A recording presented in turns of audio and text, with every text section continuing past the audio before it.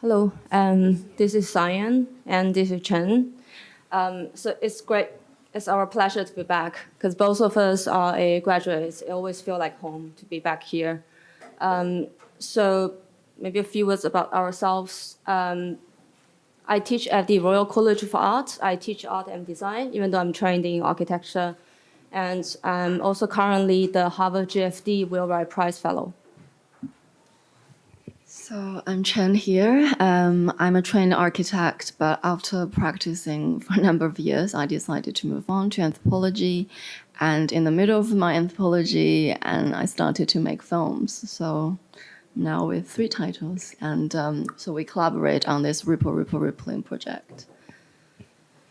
Yeah, so this project, we work with Shigushan village in China since 2015. So it's kind of a really long-term project. It's the 9th year now. Okay, I'll start. And let's start from a fieldwork encounter. So this is one of the many random mundane road junctions in the Chinese countryside. And where this whitish hill was a lake. And now it's dried and becomes an open-air storage of construction aggregates. And the 2 roadsides are in fact a plant nursery. When trees grow bigger here, they will be moved to the roadside in cities. And this is how it looked like last year. So we came back to it again a year later. This is how it was a few weeks ago. So apparently the hill of construction aggregates is being used up. So becoming buildings or infrastructure somewhere else. And in the national picture, this is a tiny spot of material extraction and processing, a supply chain fragment that is almost too mundane to be noted. But however mundane, this is a faint trace of urban life's material dependencies and how urban life transforms territories out of sight.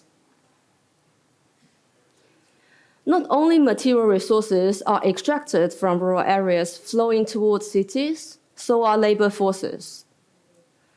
China has 295 million rural migrant workers. They often work in construction and service industries in cities while having limited rights to settle there. So they move back and forth between workplaces in the city and their home village in the countryside. So this is why they are called the floating population. And now let's take a journey. We are starting from a construction site in central Wuhan. This is the kind of typical work environment of rural migrant workers. And now going through the city and now crossing the Yangtze River. And we are now passing by the industrial zone at the outskirts, leading to the suburban districts. And we will soon be going through rural towns and finally arrive at Shigushan village. This is actually a double journey. This is our personal journey that we went on dozens of times during our multi-year fieldwork. But this is also a journey for villagers in Shigushan. This kind of cyclical journey is one that many of their families take to make a living. As we travel along, we are actually cutting across the territorial apparatus, cutting across how the countryside is left in an end-of-line condition, with small towns and villages forming satellites of satellites. And the more we traveled, the clearer it has become that territory is a machine where political and economic forces push and pull the flows of materials and labor. And now, gradually, we are arriving at Shigushan village. Shigushan is a fairly ordinary village, a typical rural site of both labor supply and resource extraction. And most of the villagers are or were part of the floating population. They are currently around 200 to 300 living there. So what happens in the home village makes possible the labor supply of rural migrant workers, which then makes possible China's urbanization. So we want to understand how rural migrant workers make words. It's a way of life that seems to settle in liminality. So we find it profound and we want to know more about it and feel more about it. And now we are at the home of the construction worker we met at the beginning of the journey. And the score is not so clear on the screen. There's a physical copy. It's in a light box at the area reception. Okay. So the absence of labor has actually increased the planting of these pine woods in the village. So because they require rather low maintenance, and it becomes an ideal option for people who float very frequently, such as the middle-aged women. They float even more frequently than the male labor because they need to economically contribute to the family earnings, as well as performing certain caring labor, such as looking after the newborn and the elderly when needed. So here the socioeconomic condition of rural migrant workers becomes an ecological condition of the village landscape. And when the aunties stayed in the village, they loved to dance by the street after dinner. And this is one of the very rare moments they can become themselves away from family duties and work. And there's a rather profound sense of liberation in the way they move, and there's always beauty in precarious livelihood. Another group that favors the low maintenance of the pine woods are elderly women, mostly widowed and living alone. So the state pension provision, despite widespread coverage, is far from enough to provide a strong safety net for these living alone grannies. So pine woods become a form of basic economic security for them. The grannies collect oil-rich pine needles for cooking because it's free and can help reduce the fire risk in the forest during the very hot and dry summer season. And sap harvesting can also offer additional income without much physical work. When larger incomes are needed, pine woods can be sold to the nearby timber factory. From there, the timber would become the veneers, and then plywood going to the construction industry. So through the timber products, grannies who are no longer part of the floating population are still entangled in the material flow between the countryside and the city.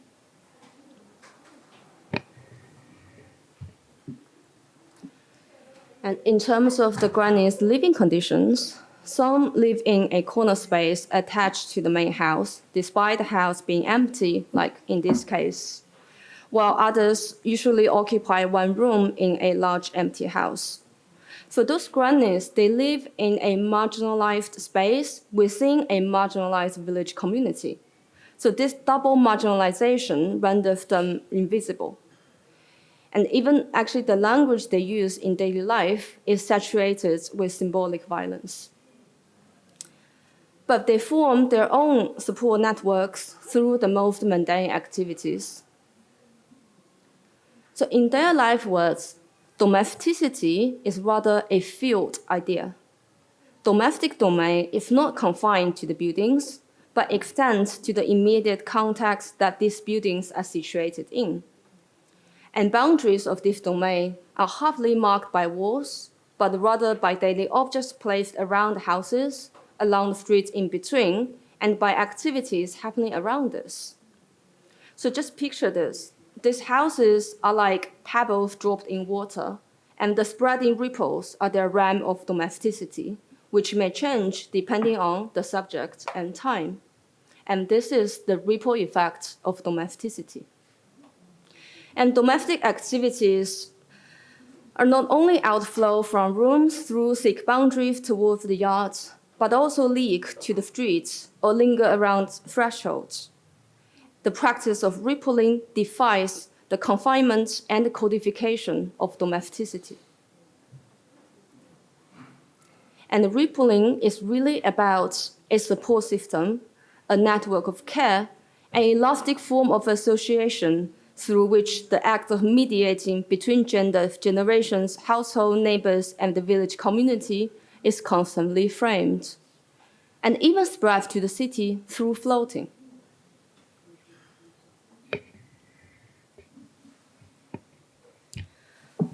The recent transdisciplinary collaboration during our work stay in the village between architect, anthropologist, and choreographer is really about bringing visibility to these marginalized groups, such as the elderly grannies and the middle-aged women who are already within this marginal rural community.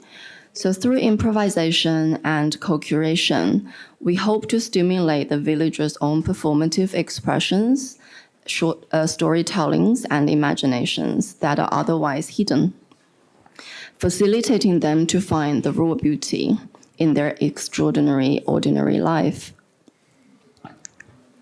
During the National Day holiday last year, this group of aunties returned from city back to the village, and they wanted to rehearse a new dance piece. So I suggest that they can do it in this abandoned village. It's a commune hall in the village. This is really a place they never thought of dancing there because it really related too much to their childhood memory and those political events. But in the end, they tried. And the very loud music attracted nearby villagers to step into this building, which was once a symbolic political gathering site for propaganda during the commune period. So children came in with their bikes. Some elderly came too, who had never stepped back into this building for decades since the 1980s. This place was completely transformed in that one afternoon. In our approach, villagers are not source of qualitative data for subsequent interpretation, which is the classic anthropological method. They are also not abstract research subjects whose diverse experiences are often too easy to be reduced to either victim or hero narratives. They're just real people that we were trying to connect with. This summer, just I think 2 months ago, we organized a screen back event in the village through a film installation in the abandoned commune hall. We shared with the village community how their beautiful life and the situated imaginaries are featured on screen. It matters what we do in the village should not be just detached research that we talk about in education institutions and cultural forums, but we really hope to create something that's meaningful for them as well. So the event turned the commune hall from a political site into a theater of everyday life. Almost the entire village came to experience the installation and to watch the film, and they just really loved it. And I think among all recognitions, this is really the most important one to us. Our approach to work with community is fundamentally process-oriented. It is to set the framework or methodology of working and to embody the criticality in the mode of how we do the work as we are doing it.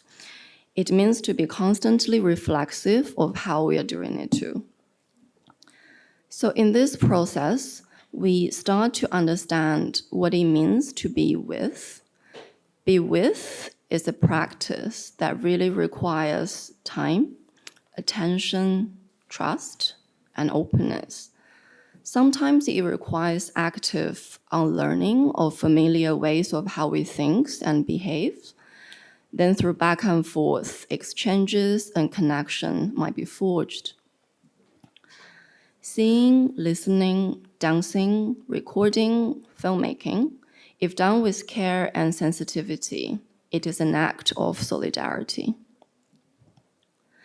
From participant observation to performative improvisation to collective happenings, this project is a long-term commitment to a place and its marginalized community with their agency, complicity, and resistance rooted in precarity. In the end, the project hopes to prompt a sense of curiosity, to unpack bits of interconnected worlds, to look into the fractured, disjunctive condition of all our existence, especially now, because the precarity is the trait of our time. So we'd like to end with this framework diagram of the overall project. And today, as you can see, we only talked a little bit about the Pinewood story. So pond, yard, pinewoods are fragments of life in Shigushan. These are also situated perspectives through which we dissect the social and ecological consequences and dependencies of China's modernization and urbanization. So over the years, the project has grown into an open-ended assemblage, not a logical machine. We are actually deliberately working against an all-encompassing narrative. Instead, we work around patchy fragments. The patchiness can indeed be disorientating, but think about it. If this is not how one experiences a territory or even life in general, and this is what we call structured ambiguity. And structured ambiguity is how stories of rippling are held together. Also, the project is as much about the subject as it is about the methodology. The life words of raw migrant workers are in a perpetual unstable, indeterminate state. And it just requires methods that are attuned to such quality. So one thing we learned out of the 9 years is that the practice of the researcher and the practice of the subject of study intersect and are ultimately intertwined. Thank you. We will stop here.